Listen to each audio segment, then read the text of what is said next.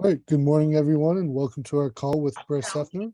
As always, please raise your hand and I'll unmute you to ask your question. We'll start with Tyler Donahue. Hello, Bryce. How are you today? Hi, what's going on, Tyler? I'm doing well. Thanks, man. Curious, the last couple of days, as you've had a chance to kind of digest what happened Saturday, review the film, how much pride do you in the offensive line room take in what you were able to accomplish down in Auburn? We take a lot of pride on it, but I don't think that was just an O-line thing. I think defense had an amazing game that game. I thought just overall, every position group had a great game, and when all those things come together, it makes it really easy on the O-line to have a great game. So that's definitely a team effort. Rich Scarcella. Hi, Bryce. Thanks for doing this. Appreciate it. Bryce, when did the coaching staff present to you that you would be used in as an extra blocker in some situations? And how well do you think you have played so far? That decision was made before last year's season. If you look back, I was still doing kind of the same thing last year, rotating into a lot of positions. Same role this year. I'm happy to do it. I think I have been playing pretty well. I can always play better. There's always room for improvement. But I do think that that my role in the team is a significant one, and I do like playing all those different positions and fitting in. But I think I've played pretty well, and I think there's always room for improvement. So just working on, all that kind of stuff week by week. Joe Smeltzer.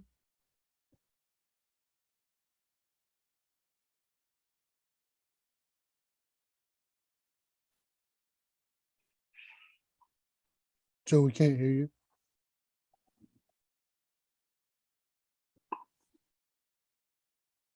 Do you have me now? Yeah, you're good. Okay. Sorry about that. But Bryce, what would you say about the bond that you and Coach Troutwine have built since he became your position coach at Penn State? Our bond.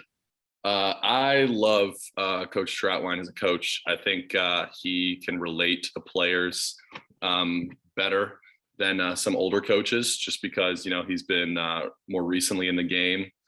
I remember when he first showed up, all of us were very interested in hearing about his times at Florida and just all the crazy stuff that was going on there at that time. And but since then, I mean, he's made me a better player, and he pushes me on the things I need to be pushed on, and he respects me on the things that I think differently about. And I think he's just an overall just a very good coach, and I'm happy that he's here, and I'm happy he's my O-line coach. And I think our relationship has really grew in the last 2 or 3 years. Andrew Clay. Hey, Bryce. Fans traveled really well down to Auburn. I was wondering what kind of your reaction was to that and whether or not you guys really fed off that. Oh, I mean, absolutely. Anytime we're at an away game, one of the first things we say on the sideline is, wow, there's a lot of Penn State people here. And, sometimes it's a little repetitive because we travel so well. But it's awesome seeing that many fans at away games. It's really a blessing as a football player at a college to have fans that travel so well. I mean, not a lot of people can say that. And I'm extremely thankful for the Penn State family for being able to do that and doing it. But yeah, just to answer it simply, I mean, it's a huge motivator to see, just that trickle of white in whatever stadium we're in. So it's awesome. Tyler Donahue. Bryce, we've seen you and Caden getting your opportunities on the right side. How is kind of that give and take worked out between the two of you? And how do you think it's benefited the team as a whole? Me and Caden have an awesome relationship. I respect Caden 100%. And I assume he respects me the same. and he and I switch off of those positions, and I think it gives the O-line a lot of depth. There's not as much, I would say, pressure or weight on one O-lineman's shoulders to carry the team. There's a lot of, hey, I can do this, you can do that. It's everyone has their roles, and we can just focus on what we need to do instead of what the other four guys are doing. So I think that rotation that we have is, especially with Hunter too, it's made our positions more comfortable. Like we can go into the game with less stress and just focus on the guy that we're blocking instead of, what are we going to be doing, 2 quarters from now or whatever it is. Rich Costello. Bryce, after the Ohio game, I heard you say something about coming back from where you were. And I was just wondering, did something happen in the spring or the off season? And were you in jeopardy at all of not playing this year? Did that ever happen? And if you were, how satisfying is it to be contributing how much you're contributing? Well, I can't get into specifics about that, but I obviously, everyone has their troubles in the off season because, at the end of the season, it's a lot of wear and tear on the body. So I put in the work that I needed to in the off season and all the things that I needed to do to get right for this season. And I'm very happy with my progress. And I'm very fortunate that it wasn't something that could have been worse. And it was very fixable. And, I'm back and I'm playing and I'm very thankful. And that's all I can say about that. Elton Hayes. Hey, Bryce, thanks for your time this morning, man. Oh, yeah, absolutely. Thank you. Hey, obviously a strong running game is of importance to the offensive line, something that's a source of pride. But, last game out against Auburn, Sean had it, wasn't sacked any, that's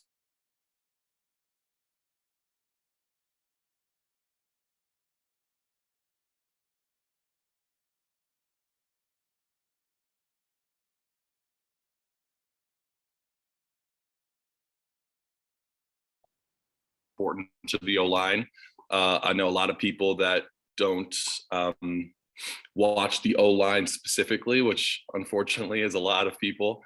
They basically just look at the run game, and that's the indicator for how the O-line is blocking. So to have an amazing run game is awesome. We've really worked at it, and I think it's just finally clicking. So it's just amazing to see. And then with the sack thing, I touched on it briefly earlier, but again, I mean, that's a whole team thing in my opinion, because when you have, good running back that, gets yards, and then you have a good drive start and like they're kind of pinned back more and they don't have as many opportunities to, pressure the quarterback or like do some stunts that they wouldn't normally do, then that makes it easier on the O-line. And yeah, I think the O-line blocked very well that game, and I'm very proud of, the performance we had in the field. But again, I think that has to, you got to give credit to everybody on that field for just having a great game. And when it comes together, it comes together. So. Daniel Gallen. Hey, Bryce, we were talking to Juice late in the summer, and he told me that your nickname is a Big Slab. I was wondering if you could share who gave you that nickname, its origin, and I guess whether you like it or not. Well, it comes from my gamer tag, so I won't give the full thing because I don't know how many people are going to add me or whatever it is. But it comes from my gamer tag. So freshman year, me and Juice were playing a game together, or whatever it was. I forget. I think it was Red Dead Redemption 2 or something. And my gamer tag was Big Slab, a number. And he was like, kept calling me, Big Slab in the game. And I was like, just laughing. And then that kind of stuck throughout the whole season, with basically like him calling me Big Slab. And I think his username or whatever was Uncle Ruckus or whatever it was. So we throw those back and forth sometimes. So it's all fun and games. That's Travis funny Johnson. about that. Big Slab. That's awesome. That's awesome. Bryce, I'm curious, when you guys as an offensive line group go back and look at the film from the last 3 games, have you noticed, I guess, has there been a pride factor for you guys in noticing the physicality that you guys have put on film? It looked like a couple times, some Penn State offensive linemen were on top of Auburn defenders at the end of some running plays on Saturday. Is that standing out to you guys? I mean, yeah, we're always trying to put guys on the ground. I mean, football is an aggressive sport, and it's not hey, let's be nice this game. It's I need to do what I need to do for my team to win. So that's always a point of pride for the O-line. And I think with just these younger guys that we have coming in that are running, it's almost like I would use like almost the word like protector. Like we want these young guys coming in to, have a great running game and be able to explode off the ball and, run 80 yards down the field and score touchdowns, which is awesome for us to experience too. So when we got like young guys coming in that are like so eager to play and, just like perform, and like it almost takes, me back to like my freshman year when I got here.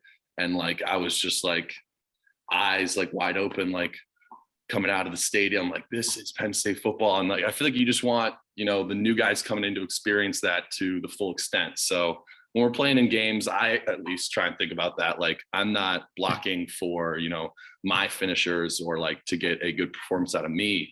I'm blocking so like the guys behind me can, score touchdowns and like have an amazing experience. Cause when they have an amazing experience, I have an amazing experience.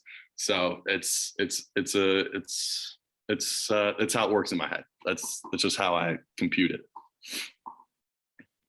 Joe Smeltzer.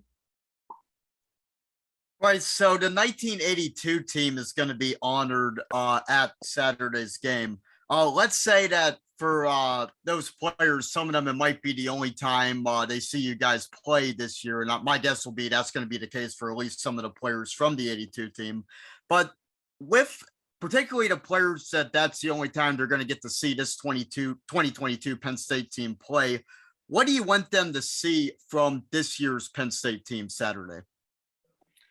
I want them to see just how much passion we have, because it's not necessarily a new team, because we're all wearing the same numbers. I think we have a plaque in our locker room. I don't want to butcher it, but basically just says like the number on your back is yours now, but like 20 years from now, even 5 years from now, like that number will be on somebody else's back.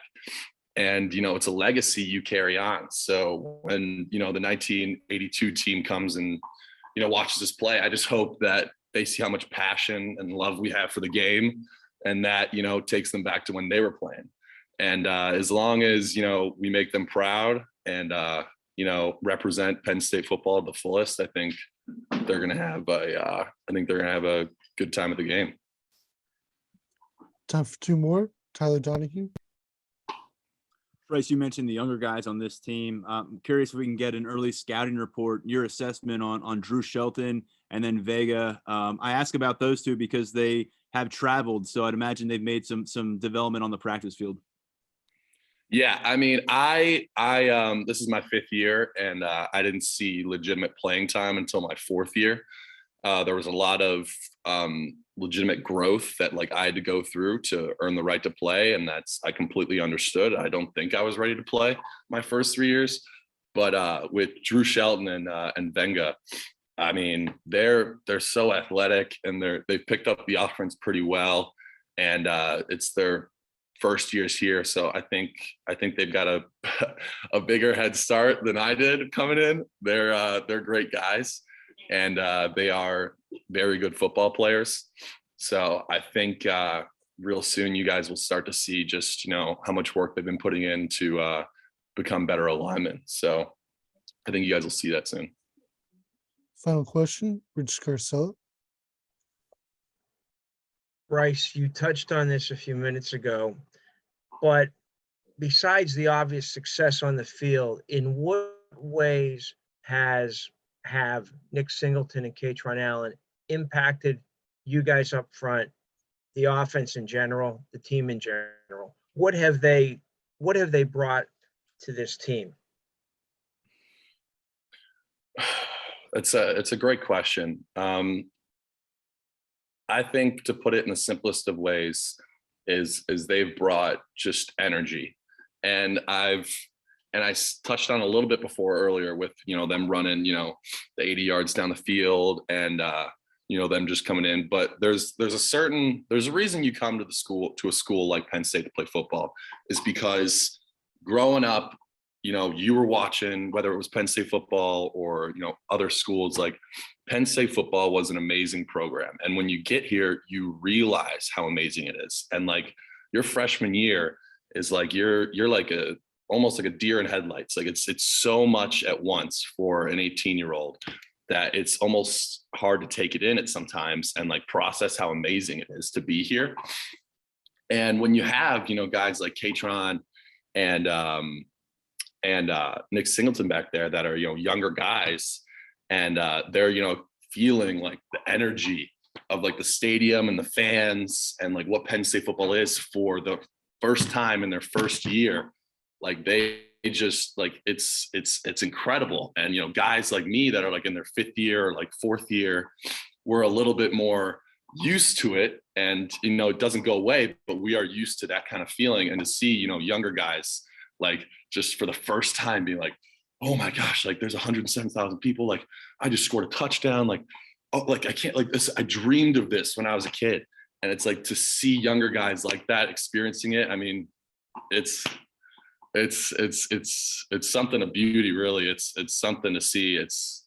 I love it. It's probably one of the best feelings to have as an older guy, is to just know that the younger guys are having a great time. So that's what I got to say.